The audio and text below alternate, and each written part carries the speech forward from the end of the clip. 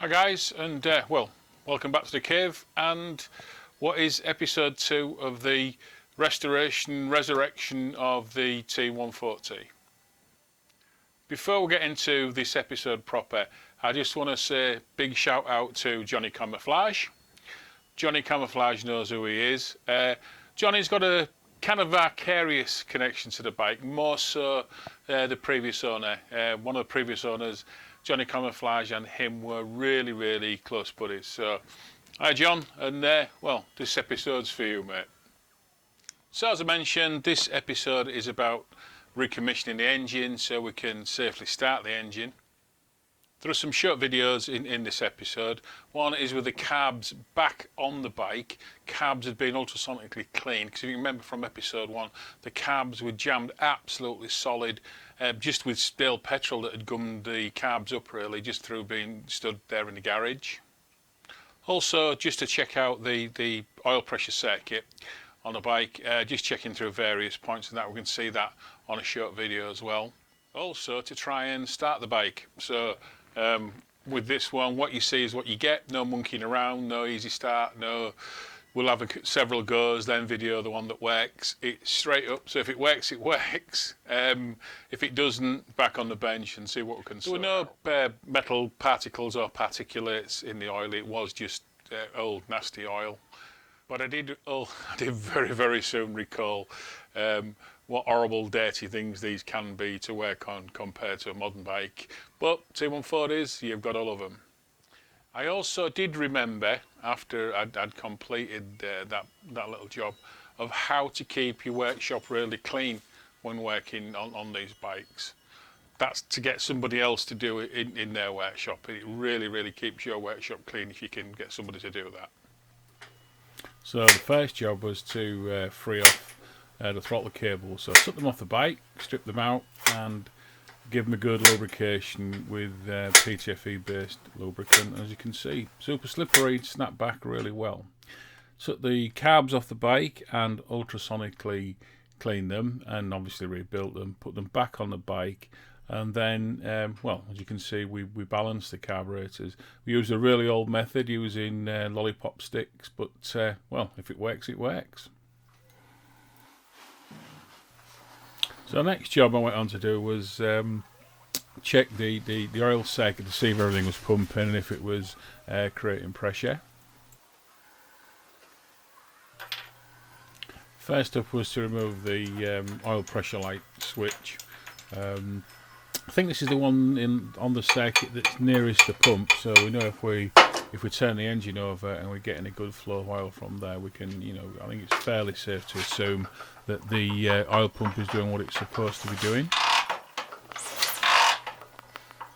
So good oil flow, yeah, and it's pressurising as I turn the engine over, so that's a good sign.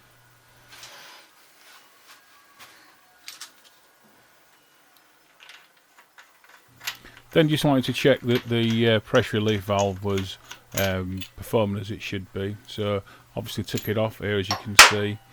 Give it a quick clean, and also measured the spring length to make sure it was in specification, and it was well within specifications. So again, another really good sign. Obviously we then put that back on, and we'll move on to the next job.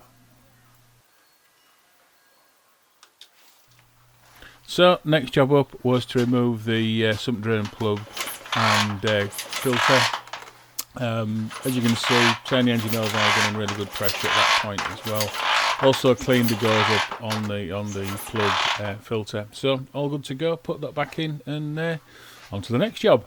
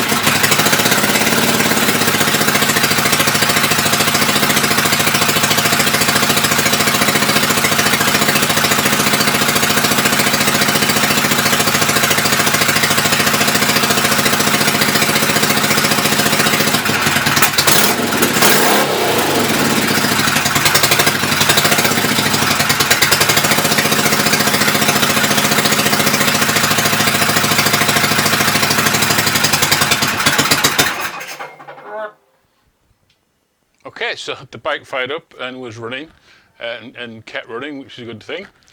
It wasn't running well. I didn't think it would be. This was all about just sort of recommissioning things just to see if the engine would run, which it did. Next stage is to sort out and start to sort out any problems associated with the running of it. There was a misfire. It was on the right hand cylinder. Again, other than sort of setting the bike up a little bit, I haven't done anything. I need to put some new plugs in. I need to check the coils. So the coils have been obviously on the bike and then sat in that damp garage for several years.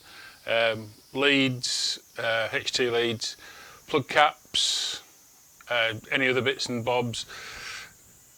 Valve clearances, tappet clearances, whichever you prefer to call them, they'll need to be done, so I'll be back on the bench for that. I also want to fit an oil warning light. The oil warning light's been taken off for some reason. The pressure switch is there, we saw that earlier, and I've got a light, so we'll just see if we can fit that up and get it running. I just like the idea of being able to see the oil light if it's working.